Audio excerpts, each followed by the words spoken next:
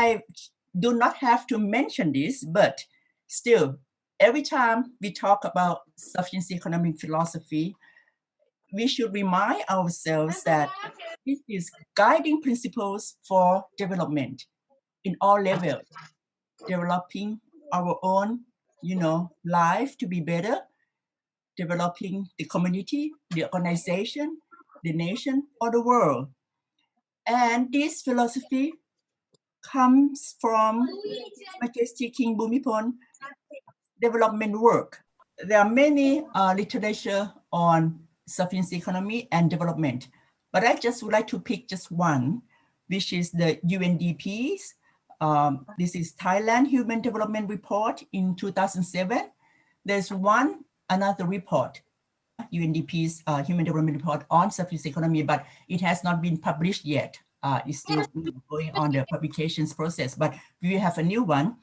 But in 2007, scholars, development workers, academics had concluded that sufficiency economy places greater emphasis on mental and spiritual development.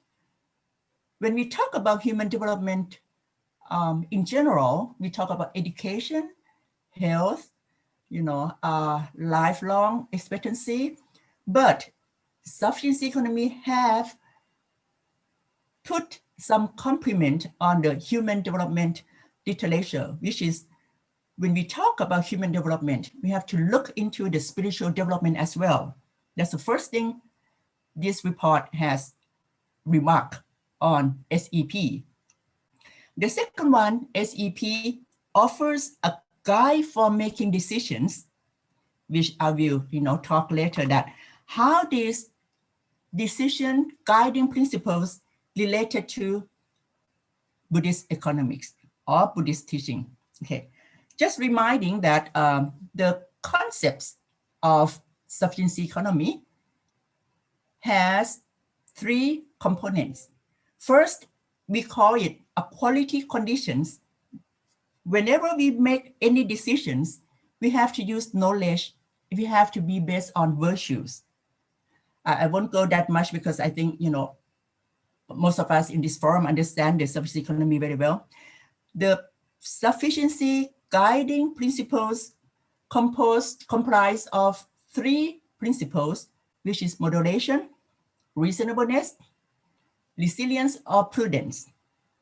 And the outcomes of any decisions, the philosophy had, which this is the King's words, that we always have to think about balance and preparedness for changes in economy, society, environment, and culture. So this is a conceptual framework of sufficiency economy. And how this related to Buddhist teachings, I see that the two conditions, which is a quality decisions that has been made on knowledge and virtues, this is similar to the Dharma and the Vinaya of Buddhist teaching. The Dharma is the truth, the knowledge. We have to know about things, the truth of it, before we can make any decisions. Thoroughly, truly, not lying to ourselves, not lying to anyone. It has to be the truth. That's the knowledge. Virtues, this is disciplines.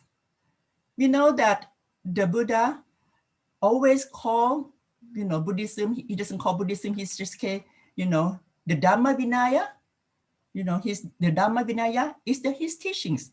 The Vinaya, the disciplines, is the virtues. Of course, virtues can be the group of non-harming, if being the honesty, integrity, responsibility, no killing. Those are the virtues of non-harming. The virtues of being compassion, sharing, benevolence to others. The virtues of having insight into things, not into delusions. So these are the virtues so I see knowledge and virtues are basic qualities for any human beings to make a good decisions to lead to good activities. Next, sufficiency principles, 3 of them. I see that this is the same as the 8th Noble Path of the 4 Noble Truths, which we always summarize into the Sila, Samadhi, and Panya. What is Sila? I think moderation principle is about Sila. It's to appraise the greed of oneself. It's the morality that we see that our resources are limited and we have to share among all others, all living beings in the world. So our consumption has to be moderate, not too much, but not too less, because if too less, we cannot, live a useful life. Reasonableness, I see the similarities of samadhi. Why? Because when you concentrate on contemplate things to see the causes and effects of our own actions, we have to use samadhi. Prudence or resilience is a result of having panya. We have to have insight into that these ever-changing conditions in the world. We have to contemplate the impermanent things. So with the sila, samadhi, and panya, when we use this moderation, reasonableness, and resilience in our making decisions, we are cultivating our mind too. We are developing our spiritual with living our lives in society. And the last concept, which is how sufficiency economy leads to sustainability, I interpret that His Majesty has bestowed sufficiency economy not to have all of us to the nirvana, not yet. We have to live in this world. And why we are living in this world?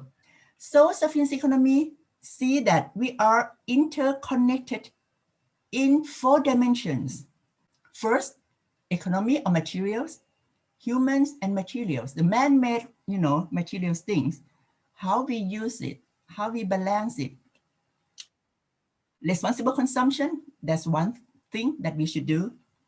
The second dimension is humans and human relationships, this interconnectedness in society. So we have to embrace this social capital, which is trust and relationships between human and humans when we are making any decisions. The third one is environment, precisely that human and nature are interconnected.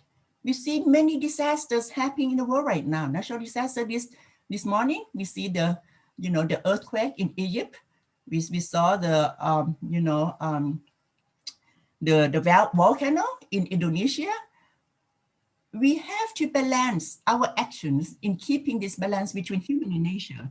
And last one, the interconnectedness between ourselves at the present and the past and the future, which is the cultural dimensions.